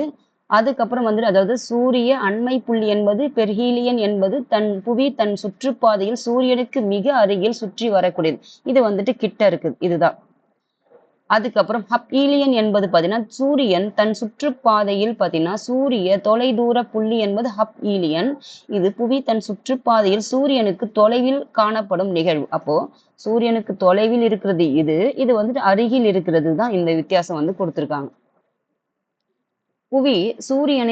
புவி சூரியனை சுற்றி வருவதால் மார்ச் 21ஆம் தேதி, இந்த மார்ச் 21ஆம் தேதி முதல் செப்டம்பர் 23ஆம் தேதி வரை 6 மாதங்கள் புவியின் வட அரைக்கோளம் சூரியனை நோக்கி சாய்ந்து இருக்கும். அதாவது புவியினுடைய அரைக்கோளம், வட அரைக்கோளம். இந்த வட அரைக்கோளத்துல வந்துட்டு ஏன்னா பூமி வந்துட்டு சூரியனை சுற்றி வருது எப்போதுல இருந்து பாத்தீங்கன்னா மார்ச் 21 இந்த மார்ச் 21 செப்டம்பர் 23 வரைக்கும் சூரியனுடைய அந்த 6 மாத காலங்கள் வந்துட்டு வட அரைக்கோளம் வந்துட்டு சூரியனை நோக்கி சாய்ந்திருக்கும். இந்த பக்கம் வந்துட்டு சாய்ந்திருக்கும். அச்சமயத்தில் தென் அரைக்கோளம் சூரியனிடமிருந்து விலகி காணப்படும். அப்போ இங்க வந்து பாத்தீங்கன்னா சூரியன் வந்துட்டு அருகிலும் இங்க வந்துட்டு தெற்கு பக்கம் வந்துட்டு விலகி காணப்படும். ஏன்னா அப்ப கடக ரேகை அங்க இருக்குது, மகர ரேகை பக்கம் அப்ப என்ன இருக்குன்னு பாத்தீங்கன்னா சூரியன் வந்து விலகி இருக்கும். இது எப்போன்னு பாத்தீங்கன்னா கோடை காலத்துல 6 மாதங்கள். அந்த சமயத்தில் தென் அரைக்கோளம் சூரியனிடமிருந்து விலகி காணப்படும். அடுத்த 6 மாதங்கள் அதாவது செப்டம்பர் 23 முதல் மார்ச் 21 வரை புவியின் தென் அரைக்கோளம் சூரியனை நோக்கி நகர்ந்தும் வட அரைக்கோளம் சூரியனிடமிருந்து விலகி காணப்படும். இதெல்லாம் நம்ம 10ஆம் வகுப்பு படிக்கும் போதே படிச்சிருப்போம். இதுதான் வந்துட்டு இந்த பக்கம் மகர ரேகையில் இருக்கும் போது வந்துட்டு பாத்தீங்கன்னா இங்க வந்துட்டு வெளிச்சம் வந்துட்டு குறைவாகவும் இங்க வந்து அதிகமாகவும், இங்க படும்போது வந்துட்டு இங்க அதிகமாகவும் இங்கு குறைவாக இருக்கும். கடகரேகை மேலே படும்போது அதுதான் இங்க கொடுத்துருக்காங்க. அதுக்கப்புறம் பாத்தீங்க, இவ்வாறு புவி தன் சுற்றுப்பாதையிலே சூரியனை சுற்றி வருவதால் சூரியன் நிலநடுக்கோட்டிற்கு வடக்காகவும் தெற்காகவும் நகர்வதை போன்று தோற்றத்தை ஏற்படுது. அப்ப நிலநடுக்கோடு இருக்குது இல்லையா, இதுதான் வந்து நிலநடுக்கோடு. இந்த நிலநடுக்கோட்டிற்கு வடக்கு தெற்கு சூரியன் வந்து நகர்ற மாதிரி வந்து ஒரு தோற்றம் வந்து ஏற்படுகிறதுன்றாங்க. இதன் காரணமாக மார்ச் 21 மற்றும் செப்டம்பர் 23 ஆகிய நாள்கள் நிலநடுக்கோட்டு பகுதியில், அதாவது மார்ச் 21 செப்டம்பர் 23 இந்த நாள்கள் பார்த்தீங்கன்னா நிலநடுக்கோட்டு பகுதியில்னா இந்த சென்ட்ரு பகுதியில் நிலநடுக்கோட்டு பகுதியில சூரியனுடைய கதிர்கள் செங்குத்தாக விடுதான். அப்போ சூரியனுடைய கதிர்கள் ஏன் வந்துட்டு சம பகல் இரவுன்னு சொல்றாங்கன்னா, இந்த மார்ச் 21க்கும் செப்டம்பர் 23க்கும் நிலநடுக்கோட்டு பகுதியில சூரிய செங்குத்து கதிர்கள் வந்துட்டு ஸ்ட்ரெயிட்டா வீறதுனால இரவு பகல் அதிகமாக இருக்கும். அப்போ இந்த செங்குத்து கதிர்கள் செங்குத்தாக விழும். அதனால் புவியின் அனைத்து பகுதிகளிலும் பகல் மற்றும் இரவு பொழுது சமமாக இருக்கும். இங்கெல்லாம் எப்படி இருக்கும் பார்த்தீங்கன்னா சமமாக இருக்கும். இரவும் பகலும் சமமாக இருக்குது. ஏன்னா வந்து சூரியனுடைய பக்கம் அந்த பக்கமும் விடுது, இந்த பக்கமும் விடுது. அதனால என்ன ஆகுதுன்னா சம பகல் இரவு ஒரே சமமா இருக்குதுன்றாங்க. இவ்வாறு புவி தன் சுற்றுப்பாதையில் சூரியனை சுற்றி வருவதால் சூரியன் நிலநடுக்கோட்டிற்கு சூரியன் வந்து நிலநடுக்கோட்டிற்கு வடக்காகவும் தெற்காகவும் நகர்வதை போன்று தோற்றத்தை ஏற்படுத்துகிறது.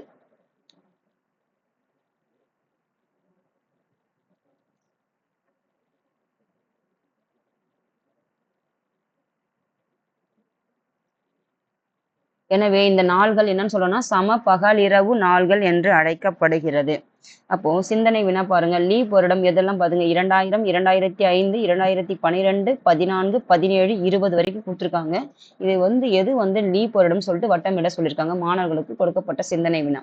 இதே போன்று ஜூன் 21ஆம் தேதி கடகரேகை மீது சூரியனுடைய செங்குத்து கதிர்கள் விழுவதால் வட அரைக்கோளத்தில் அந்த நாள் பார்த்தீங்கன்னா, நம்ம ஏற்கனவே 10ஆம் வகுப்பு பார்த்தீங்கன்னா உங்களுக்கு தெளிவா தெரியும். இதுக்கு அடுத்தடுத்து நான் நடத்தும் போது பார்க்குறேன். இது சும்மா அவங்க ஓவராலா இங்க கொடுத்து விடுறேன். இது வந்துட்டு என்னது, பூமத்திய ரேகை இல்லாட்டி நிலநடுக்கோடு, இது மகர ரேகை, இது கடக ரேகை. அப்போ இது மேல வந்துட்டு கடகரேகை மேல ஜூன் 21ஆம் தேதி வந்துட்டு சூரியனுடைய செங்குத்து கதிர்கள் அப்போ நேரா விழுறதுனால எப்படின்னு பாத்தீங்கன்னா, வடதானே இது வந்துட்டு வடக்கு, இது தெற்குன்னு தானே படிச்சோம். அப்போ இது வந்துட்டு மத்தியில இருக்குது, இது வடக்கு, இது தெற்கு. அப்போ எப்படின்னு பாத்தீங்கன்னா வட அரைக்கோளத்தில் அந்த நாள் பாத்தீங்கன்னா மிக நீண்ட பகல் பொழுதை கொண்டிருக்கும். தென் அரைக்கோளம் பாத்தீங்கன்னா நீண்ட இரவாக இருக்கும். அப்போ ஏன்னா சூரியன் இங்கிருந்து விலகி இருக்குது, சூரியன் அங்கிருந்து நேரா இருக்குது. அப்போ பகல் அதிகமா இருக்கும், இங்க வந்து இரவு அதிகமா இருக்கும். அவ்வளவுதான் வித்தியாசம். இந்த 21 தான் நம்ம என்னவா கொண்டாடுறோம்னு பாத்தீங்கன்னா யோகா தினமா கொண்டாடுறோம். ஏன்னா பகல் வந்துட்டு அதிகமான நேரம் இருக்கிறதுனால இதை வந்து நாம யோகா தினமா ஜூன் 21 வந்துட்டு செலிப்ரேட் பண்ணுவாங்க. அதுக்கப்புறம் இந்த நிகழ்வுக்கு என்னன்னு பாத்தீங்கன்னா கோடைக்கால கதிர் திருப்பம், சம்மர் சால்ஸ்டிக்ஸ் அப்படின்றது என்னன்னு பாத்தீங்கன்னா கோடைக்கால கதிர் திருப்பம் என்று அழைக்கப்படுது. அந்த நீண்ட பகல் இரவா இருக்கிறத அதுதான் வந்து கோடைக்கால கதிர் திருப்பம் என்று அழைக்கப்படுது. டிசம்பர் 22ஆம் தேதி, அதாவது டிசம்பர் 22ஆம் தேதி மகர ரேகையின் மீது சூரியனுடைய கதிர்கள் விழுது. அப்போ இந்த ஜூன் 21க்கு வந்து கடகரேகை மேல இது வந்துட்டு பூமத்திய ரேகை, இது வந்துட்டு மகர ரேகை. இது எப்போ விழுதுன்னு பாத்தீங்கன்னா டிசம்பர் 22க்கு இங்க விழுறதுனால இங்க எப்படியும் சூரியனுடைய கதிர்கள் விழும் போது இங்க எப்படி குளிர்கால கதிர் திறப்பும் சொல்றாங்க இந்த பக்கம் விழும்போது. அப்போ வின்டர் சால்ஸ்டிக்ஸ் அப்படிங்கிறாங்க இங்க வந்துட்டு. அதுக்கப்புறம் இச்சமயத்தில் தென் அரைக்கோளத்தில் பகல் பொழுது நீண்டு காணப்படும். இந்த பக்கம் சூரியன் வேறதுனால இங்க வந்துட்டு என்னவா இருக்கும் பாத்தீங்கன்னா சூரியன் வந்துட்டு இங்க இருக்கிறதுனால பகல் பொழுது இங்க தெற்கு பக்கம் அதிகமா இருக்கும். வட அரைக்கோளம் பாத்தீங்கன்னா நீண்ட இரவை கொண்டிருக்கும்ன்றாங்க.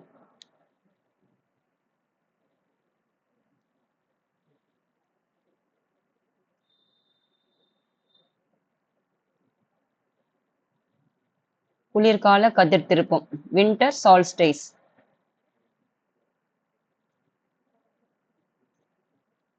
சிந்தனை வினா. புவி தன் அச்சின் 23 டிகிரி சாய்ந்திருக்காவிட்டால், அதாவது சாய்ந்து இருக்கிறதுனாலதான் என்ன ஆகுதுன்னா புவி தன்னை சுத்தியும் பூமியையும் சுத்துறதுனால சூரியனையும் சுத்துறதுனால வந்துட்டு என்ன இரவு பகல் தன்னை சுத்துறதுனால ஏற்படுது, சாய்ந்து வந்துட்டு சுத்துறதுனால வந்துட்டு பருவகால மாற்றங்கள் வந்து ஏற்படுதுன்னு சொல்லிட்டு படிச்சோம். அப்படி சாய்ந்த சுத்தல நேரா சுத்தல்னா எந்த மாதிரி வந்துட்டு நம்ம இருப்போம் உணர்வோம் இங்க ஏற்படும் அப்படின்றது சிந்தனை வினா வந்து கொடுத்துருக்காங்க, யோசிங்க. அதுக்கப்புறம் புவி கோளங்கள், ஸ்பியர்ஸ் ஆஃப் தி எர்த். புவி கோளம் அதாவது உயிரினங்கள் புவி அந்த கோளம் இருக்குதுல்ல, புவிக்கோள்னா வந்து பூமி எர்த்து அதை பத்தி சொல்லியிருக்காங்க. அப்போ உயிரினங்கள் வாய தகுதியான கோள் எதுன்னு பார்த்தீங்கன்னா புவின்னு சொல்றாங்க. புவியில் காணப்படும் 3 தொகுதிகள் பாறைகள், பாறைக்கோளம், நீர்க்கோளம், வளிமண்டல கோளம். அப்போ பூமியும் இருக்குது. பூமியில வந்து தான் என்னன்னு சொல்றாங்கன்னு பார்த்தீங்கன்னா பூமி தான் புவி. அந்த உயிரினங்கள் வாழ தகுதியான கோள் எதுன்னு பார்த்தீங்கன்னா பூமி, புவி. அந்த புவியில என்ன இருக்குதுன்னு பார்த்தீங்கன்னா 3 தொகுதிகளாக வந்துட்டு புவியை வந்து பிரிச்சிருக்காங்க இருக்குது. அது என்னன்னு பார்த்தீங்கன்னா பாறைக்கோளம், நீர்க்கோளம், வளிமண்டலம். இப்போ ஒண்ணு இல்ல, இதுதான் வந்துட்டு புவி. புவிக்கு மேல என்ன இருக்குதுன்னு பார்த்தீங்கன்னா இது வந்துட்டு பாறை இருக்கும், நீரும் இருக்கு. இதுக்கு மேல என்ன இருக்குதுன்னு பார்த்தீங்கன்னா காற்று இருக்குது. காற்றுக்கு மேல என்ன படிச்சுட்டு இருக்கோம்? இதுதான் வந்து விண்கற்கள். இப்போதான் இங்க இருக்கிறது தான் வானத்துல இருக்கிறதெல்லாம் நம்ம படிச்சுட்டு இருக்கோம். இதானே படிச்சுட்டு இருக்கோம். அப்ப இங்க என்ன இருக்குது? புவி இருக்கு. புவிக்கு நிகரா என்ன இருக்குதுன்னு பார்த்தீங்கன்னா அதாவது இந்த சர்ஃபேஸ் மேல இருக்கிறது வந்துட்டு என்னன்னா காற்று மண்டலம் இருக்குது, பாறைகள் இருக்குது, நீர் இருக்குது. இதுதான் எல்லாமே இருக்குது. இதை தான் நாங்க 3 தொகுதிகள் வந்து கொடுத்துருக்காங்க.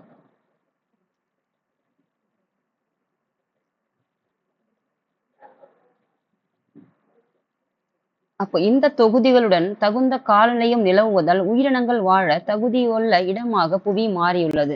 அப்போ மற்ற கோள்கள்லாம் என்னெல்லாம் இல்லைன்ட்டு பார்த்தோம். அப்போ இதுல எல்லாமே இருக்குது. ஒரு உயிர் வாழறதுக்கு தேவையான என்ன இருக்குதுன்னு பார்த்தீங்கன்னா வளிமண்டலம் இருக்கு, காற்று இருக்குது, நீர் இருக்குது, பாறை இருக்குது, அதாவது மண் வளம் இருக்குது. இது எல்லாமே உயிரினங்கள் தகுந்த காலநிலை இருக்கிறதுனால இங்க வந்து உயிரினங்கள் வாழ இருக்குது அப்படின்றாங்க. வாழக்கூடிய இடமாக பூமி வந்து மாறி இருக்குதுன்றாங்க. அப்போ உயிரினங்கள் வாழக்கூடிய குறுகிய மண்டலம் என்னன்னு பார்த்தீங்கன்னா உயிர்கோளம் என்று. அப்போ உயிரினங்கள் வாழக்கூடிய அந்த இடத்துக்கு என்னன்னு சொல்றாங்கன்னு பார்த்தீங்கன்னா உயிர்கோளம்னு சொல்றாங்க.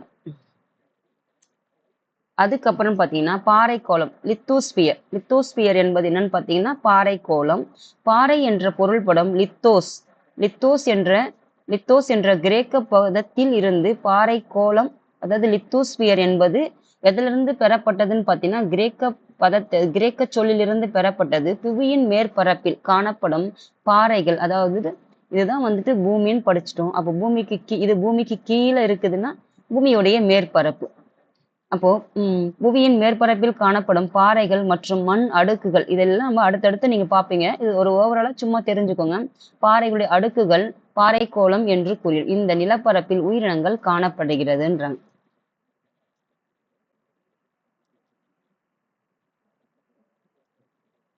நீர்க்கோளம் ஹைட்ரோஸ்பியர் என்பது நீர்க்கோளம். அதாவது ஹைட்ரோ என்ற கிரேக்க சொல்லிலிருந்து பெறப்பட்ட சொல்லே ஹைட்ரோஸ்பியர் என்று ஆகும். இதற்கு நீர்க்கோளம் என்று பெயர். இது என்னென்ன நீர்கோளம் இப்போ அடுத்தடுத்த பாடங்களை இதை தெரிஞ்சுக்கிட்டீங்கன்னா இதை பத்தி தான் நீங்க தனித்தனியா படிக்க போறீங்க. அதாவது பாறைக்கோளம்னா என்னன்னு படிப்பீங்க, நீர்க்கோளம்னா என்னன்னு படிப்பீங்க, பயோஸ்பியர்னா என்னன்னு படிப்பீங்க, வளிமண்டல அட்மாஸ்பியர்னா என்னன்னு படிப்பீங்க. இதை தான் நீங்க தனித்தனியா அடுத்தடுத்த வகுப்புல படிக்க போறீங்க. அப்போ நீர்க்கோளம் ஹைட்ரோஸ்பியர் என்பது கிரேக்க சொல்லிலிருந்து பெறப்பட்ட சொல்லே இது வந்து ஹைட்ரோஸ்பியர். இதற்கு நீர்க்கோளம் என்று பெயர். இதுல என்னென்ன இருக்குதுன்னு பார்த்தீங்கன்னா பெருங்கடல்கள் இருக்கும், அதுக்கப்புறம் கடல்கள் இருக்கும், ஆறுகள் இருக்கும், ஏரிகள் இருக்கும், மலை உச்சிகள் காணப்படும் பனி கவிகைகள் இருக்கும், அதாவது ஐஸ் கியூப்ஸ் எல்லாம் பார்த்தோம் இல்லையா, அது இருக்கும். வளிமண்டலத்தில் காணப்படும் நீராவிகள் வந்து அதாவது வளிமண்டலத்துல காற்று மண்டலத்துல நீரெல்லாம் இருக்குது இல்லையா, கடல்கள் சார்ந்த பகுதிகள் நீராவி இருக்குதுன்னு பார்த்தோம் இல்லையா, அந்த நீராவிகள் தான் மழையை கொடுக்கும், மேகங்கள் உருவாக்கி நீங்க அடுத்தடுத்த வகுப்புல படிப்பீங்க. சும்மா தெரிஞ்சுக்கோங்க. இப்போ அதுக்கப்புறம் அனைத்தையும் உள்ளடக்கியது தான் வந்து இந்த நீர்க்கோளம். இது எல்லாம் சேர்ந்தது தான் வந்து நீர்க்கோளம். அப்புறம் வளிமண்டலம், அட்மாஸ்பியர் என்பது என்னன்னு பார்த்தீங்கன்னா அட்மோ என்பது கிரேக்க சொல்லிலிருந்து கிரேக்க பதத்திற்கு வளி அல்லது காற்று. அதாவது அட்மோ என்பது என்னன்னு பார்த்தீங்கன்னா வளினாலும் காற்று தான். காற்று அதாவது வளி என்பது காற்று என்று பொருள். புவியை சுற்றி காணப்படும் பல்வேறு காற்று தொகுதி மண்டலங்கள் காணப்படும். வளிமண்டலத்தில் காணப்படும் அதாவது காற்று மண்டலத்தில் காணப்படக்கூடிய வாயுக்கள் மொத்தமா சேர்ந்ததுதான் வந்து காற்றுகள். அதுல காற்றுகள் வந்து வகைப்படுத்திருப்பாங்க இல்லையா, எப்படி வந்து நீரை வந்து வகைப்படுத்தினாங்களோ அதே மாதிரி வந்து காற்றுகளையும் வந்து வகைப்படுத்திருப்பாங்க. அப்போ வாயுக்களில் பார்த்தீங்கன்னா நைட்ரஜன் 78% மற்றும் ஆக்சிஜன் பார்த்தீங்கன்னா அந்த காற்றுல 100%த்துல 78% நைட்ரஜன், ஆக்சிஜன் வந்துட்டு 21%. முதன்மையான வாயுக்கள் எதுன்னு பார்த்தீங்கன்னா இவங்க 2 பேரும். Carbon di oxide, argon, hydrogen, helium, ozone வாயுக்கள் குறைந்த அளவில் காணப்படும். இவங்க 2 பேரும் வந்து முதன்மையான வாயுக்கள். வாயுனா என்னது? காற்று. உயிர்க்கோளம் பயோஸ்பியர். அதுக்கப்புறம் பயோஸ்பியர்னா என்னன்னு பார்த்தீங்கன்னா, அதாவது பயோஸ்பியர்னா பாறைக்கோளம், நீர்க்கோளம், வளிமண்டலம். இது 3ம் இணைஞ்சது தான் வந்து பயோஸ்பியர். இது ஏதாவது உயிரினங்கள் வாழ தகுதியான இடம் எதுன்னு பார்த்தீங்கன்னா புவி. இந்த புவிக்கோள்ல தான் எல்லாமே இருக்கிறதுனால உயிரினங்கள் வாழுது. அப்போ மற்ற நம்ம ஆராய்ச்சி பண்ணிட்டு இருக்காங்க இல்லையா? அதுக்காக தான் எந்த கோள்கள்ல வந்து மனிதர்கள் வசிக்கக்கூடிய தகுந்ததா இருக்குதுன்னு தான் ஆராய்ச்சி பண்ணிட்டு இருக்காங்க. ஆனா இதுல எல்லாமே இருக்கிறதுனால உயிர் வாழ்ந்துட்டு இருக்கும். அப்போ உயிர்க்கோளம் எனப்படுகிறது. பயோ என்ற கிரேக்க சொல். எல்லா சொற்களும் எதிலிருந்து எடுக்கப்பட்டதுன்னா, கிரேக்க சொல்லிலிருந்து எடுக்கப்பட்டது. உயிர் என்று பொருள். அப்போ உயிர்க்கோளம் பல்வேறு மண்டலங்களாக பிரிக்கப்பட்டுள்ளது. இது எப்படி பிரிச்சிருக்காங்கன்னு பார்த்தீங்கன்னா, பல்வேறு மண்டலங்களாக இருக்கிறது. அப்போ ஒவ்வொரு மண்டலமும் ஒப்பற்ற காலநிலை, தாவரங்கள், விலங்கினங்களைக் கொண்ட பகுதியாக உள்ளது. அப்போ பல்வேறு மண்டலங்கள் இருக்குது. அந்த ஒவ்வொரு மண்டலத்துல என்ன இருக்குன்னா, காலநிலை, தாவரங்கள், விலங்கினங்களைக் கொண்ட பகுதியாக தான் ஒவ்வொன்றும் இருக்கு. அப்ப இம்மண்டலங்கள் பார்த்தீங்கன்னா, சூழல் மண்டலங்கள் என்றும் அழைக்கப்படுகின்றன. பாருங்க, மன்னார் வளைகுடா உயிர்க்கோள பெட்டகம் இந்திய பெருங்கடலில் 10,500 சதுர கிலோமீட்டர் பரப்பளவில் அமைந்துள்ளது. அப்ப மன்னார் வளைகுடா என்பது உயிர்க்கோள பெட்டகம் எங்க இருக்குதுன்னா, இந்திய பெருங்கடல். இந்திய பெருங்கடல் எங்க இருக்கு? இந்தியாவுக்கு கீழே தெற்கே இருக்குது இல்லையா? அங்கதான் வந்து என்ன இருக்குதுன்னு பார்த்தீங்கன்னா, இந்த மன்னார் வளைகுடா உயிர்க்கோள பெட்டகம் இருக்குது. இதனுடைய பரப்பளவு எவ்வளவுன்னு பார்த்தீங்கன்னா, 10,500 சதுர கிலோமீட்டர் பரப்பளவு அமைந்திருக்கு. இந்த பாடத்தினுடைய ஒரு மீள் பார்வை ஓவர்வியூ பார்த்துட்டீங்கன்னா, இந்த பாடம் என்னெல்லாம் பார்த்தோன்னு தெரிஞ்சுக்கலாம். பாருங்க, மீள்பார்வை. சுமார் எப்போ பார்த்தீங்கன்னா, 15 பில்லியன் ஆண்டுகளுக்கு முன்பு ஏற்பட்ட பெரு வெடிப்பு பிக் பேங் தியரின்னு சொல்லிட்டு படிச்சோம் இல்லையா? அந்த பிக் பேங் தியரி மூலமாகத்தான் ஒரு என்ன உருவாச்சுன்னு பார்த்தீங்கன்னா, பேரண்டம் உருவாச்சு. எத்தனை ஆண்டுகள் பார்த்தீங்கன்னா, 15 பில்லியன் ஆண்டுகளுக்கு முன்னாடி வெடிப்பு ஏற்பட்டதன் காரணமாக. இது ஹோம்வொர்க் என்னன்னு பார்த்தீங்கன்னா, உங்களுக்கு அதுதான் கொடுத்துருக்கேன். பில்லியன்னா என்ன? மில்லியன்னா எத்தனை லட்சம்? ட்ரில்லியன்னா என்ன? இதுதான் உங்களுக்கு ஹோம்வொர்க். இதெல்லாம் மாணவர்கள் தேடி கண்டுபிடிங்க. பேரண்டத்தில் பார்த்தீங்கன்னா, அது வெடிச்சதுக்கு அப்புறம் இந்த பேரண்டத்துல எண்ணிலடங்கா விண்மீன் திரள் மண்டலம் இது எல்லாமே இருக்குது. அந்த விண்மீன் திரள் மண்டலம் தான் எது இருக்குன்னு பார்த்தீங்கன்னா, பால்வெளி விண்மீன் திரள் மண்டலம் இருக்குது. அதுல தான் யாரு இருக்காங்க? சூரிய குடும்பம் இருக்கு. சூரிய குடும்பத்துல தான் 8 கோள்கள் இருக்குன்னு நாம படிச்சோம். நமது சூரிய குடும்பம் எங்க இருக்குன்னு பார்த்தீங்கன்னா, பால்வெளி விண்மீன் திரள் மண்டலத்தில் காணப்படுகிறது. சூரிய குடும்பத்தின் மொத்த நிறை அப்போ மொத்த நிறையில சூரிய குடும்பத்துல சூரியன் மட்டும் எவ்வளவு இருக்காருன்னு பார்த்தீங்கன்னா, 98.8% இருக்காங்க. அப்ப மிச்சம் 8 கோள்கள் எத்தனை சதவீதம்னா வெறும் 2% மட்டும்தான் இருக்காங்கன்னு சொல்றாங்க. அதுக்கப்புறம் வெள்ளி மற்றும் யுரேனஸ் கோள்களை தவிர பிற கோள்கள் அனைத்தும் சூரியனை எதிர் கடிகார சுற்றில் சுற்றி வருகிறது. அப்போ இவங்களோட எது பார்த்தீங்கன்னா, எதிர் கடிகாரம்னா என்னன்னு பார்த்தீங்கன்னா, மேற்கிலிருந்து கிழக்கு. மேற்கிலிருந்து கிழக்கு. இதுதானே வெஸ்ட், இது ஈஸ்ட். அப்ப மேற்கிலிருந்து கிழக்கையும் இவங்க 2 பேரும் பார்த்தீங்கன்னா, இவங்க 2 பேரும் கிழக்கிலிருந்து மேற்கு நோக்கி இப்படி சுத்துறாங்க. அப்புறம் சிறு கோள்கள் பார்த்தீங்கன்னா, செவ்வாய் மற்றும் விழாயின் கோள்களுக்கு இடையே வந்து காணப்படுகிறது தான் இந்த சிறு கோள்கள். புவி சுழலுவதன் காரணமாக என்ன ஏற்படுதுன்னா, இரவும் பகலும் ஏற்படுகிறது. புவி சூரியனை சுற்றி வருவதன் காரணமாக பருவ காலங்கள், அதாவது பூமி தன்னைத்தானே சுற்றுறதுனால இரவும் பகலும் ஏற்படுது. புவி வந்துட்டு சூரியனை சுற்றி கொள்ளுதலே 365 நாட்கள் ஆகுதுன்னு சொல்றியா? அந்த ஒரு 365 நாள் சுத்துறதுனால என்ன ஆகுதுன்னா பருவ காலங்கள். பருவ காலங்கள் எத்தனையா பிரிச்சிருப்போம் நம்ம 10ஆம் வகுப்பு புவியியல் பாடும் போது இதை படிச்சீங்க. அதை பார்த்தீங்கன்னா இது நல்லா தெரியும். 4 வகையாக பிரிச்சிருப்பாங்க இல்லையா பருவ காலங்கள், அதை தான் இங்க கொடுத்துருப்பாங்க. அப்ப கோடைக்கால கதிர் திருப்பம் பார்த்தீங்கன்னா, வட அரைக்கோளத்தில் நீண்ட பகல் பொழுது. ஏன்னா வந்துட்டு கோடைக்கால கதிர் திருப்பம் என்பது வட அரைக்கோளத்தில் நீண்ட பகல் பொழுதாக இருக்கிறதுக்கு காரணம் என்னன்னு பார்த்தீங்கன்னா, சூரியனோட செங்குத்து கதிர்கள் எங்க விழுன்னு பார்த்தீங்கன்னா கடக ரேகையின் மேல விழும். அதே மாதிரி புவியில் காணப்படும் நிலம், நீர், காற்று ஆகியவற்றோடு தகுந்த காலநிலையும் புவியில் உயிரினங்கள் வாழ காரணமாக இருக்கிறதுன்னு சொல்றாங்க. அதுக்கப்புறம் கலைச்சொற்கள். விண்மீன் திரள். விண்மீன் திரள் என்பதுன்னா விண்மீன் கூட்டம். அதுதான் விண்மீன் திரள் என்பது அந்த விண்மீன்களுடைய கூட்டத்துக்கு தான் திரள்னு சொல்றாங்க. சிறு கோள்கள் எங்க இருக்குன்னு பார்த்தீங்கன்னா, செவ்வாய் மற்றும் விழாயின் ஆகிய கோள்களுக்கு இடையே காணப்படும் அந்த பாறை துகள்கள் திடப்பொருள்கள்னு சொன்னேன் இல்லையா? அந்த திடப்பொருள்கள் யாருன்னு பார்த்தீங்கன்னா, அந்த பாறை துகள் கனமான பொருள்கள் தான் அந்த திடமான பொருள் சொல்லுவாங்க. அந்த பாறை துகள்களால் ஆனதுதான் இந்த சிறு கோள்கள். யார் யாருக்கு இடைப்பட்டதுன்னு பார்த்தீங்கன்னா, கடைசியா அதாவது உள்ள இருக்கிற அந்த 4 கோள்களுக்கு அடுத்து யார் இருக்காங்க பார்த்தீங்கன்னா விழாயன் கோள். அந்த 2த்துக்கு இடைப்பட்ட பகுதியில தான் யார் இருக்காங்க பார்த்தீங்கன்னா சிறு கோள்கள் இருக்குது. சிறு கோள் மண்டலங்கள். விண்கல் என்பது சூரிய குடும்பத்தில் காணப்படும் சிறு கற்கள் மற்றும் உலோக பாறைகளின் எஞ்சியுள்ள விண் பொருள்கள். அப்ப சூரிய கலன் அதுக்கு அடுத்து வர அந்த 8 பேருக்கு அடுத்து சிறு கற்கள், உலோக பாறைகள் என எஞ்சி உள்ள விண்பொருள்கள் தான் வந்து விண்கல். வால் விண்மீன்கள் என்பது பனிக்கட்டி, தூசு மற்றும் சிறிய பாறை துகள்களால் ஆன விண்பொருள்கள் தான் வந்து வான் விண்மீன்கள். அப்புறம் துணைக்கோள்கள் கோள்களை சுற்றி வரும் விண்பொருள்கள். அப்போ இந்த கோள்கள் யாரை சுற்றுது? சூரியனை சுற்றுது. இந்த துணைக்கோள்கள் யாரை சுத்துறாங்கன்னா அந்த கோள்களை சுத்துது.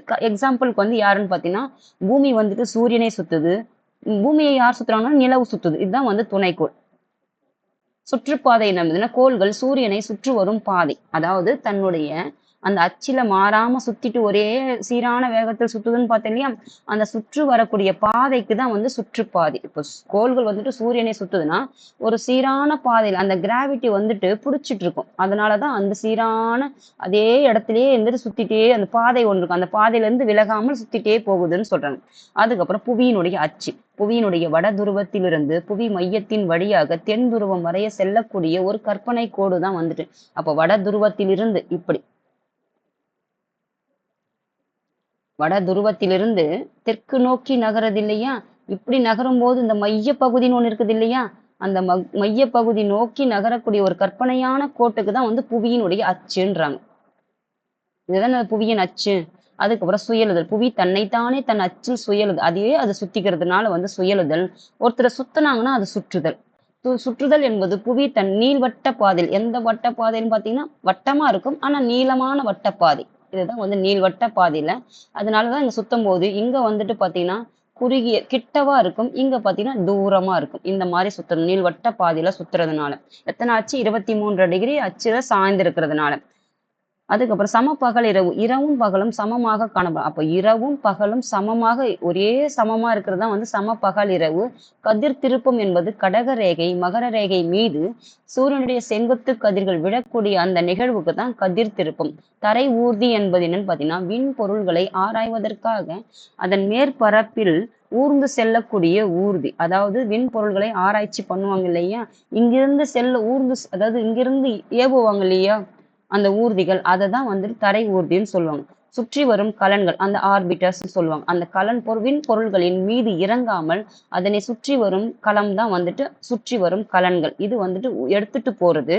இது வந்து சுற்றக்கூடிய கலன்கள்னு சொல்லுவாங்க. இதெல்லாம் பார்த்தீங்கன்னா பயிற்சி வினாக்கள் மாணவர்களுக்கு கொடுக்கப்பட்டது. இந்த பாடம் உங்களுக்கு இதெல்லாம் நீங்க நல்லா அந்த நான் கொடுத்திருந்த ஃபர்ஸ்ட் பாடத்தில் இதெல்லாம் உங்களுக்கு கொடுத்துருப்பேன். புரிஞ்சிருந்ததுன்னா இதெல்லாம் மாணவர்கள் நீங்களே வந்துட்டு இதெல்லாம் ஃபில் பண்ணுங்க. இதோட இந்த ஃபர்ஸ்ட் பாடம் வந்துட்டு நிறைவடையுது. அடுத்து வந்து பார்த்தீங்கன்னா நிலப்பரப்பும் பெருங்கடலும். நிலப்பரப்பு இருக்குது. அதாவது மொத்த அந்த உலகம் பார்த்துட்டோம், பூமி பார்த்துட்டோம். அதை மொத்தமா சேர்ந்துதான் உலகமே ஃபுல்லா பார்த்துட்டோம். அதுக்கப்புறம் நிலப்பரப்பு பார்க்க போறோம். என்னென்ன இருக்குது, எந்தெந்த கடல்கள்லாம் இருக்குது 2வது பாடத்துல பார்க்க போறோம். தேங்க்யூ மாணவர்களுக்கு நான் இன்னொரு சேனல் ஒன்று இருக்குது. அதையும் பாருங்க மாணவர்கள். பிடிச்சா பாருங்க. அது உங்களுக்கு பிடிச்சிருந்தா பாருங்கம்மா. அதையும் ஃபாலோ பண்ணிக்கோங்க. தேங்க்யூம்மா.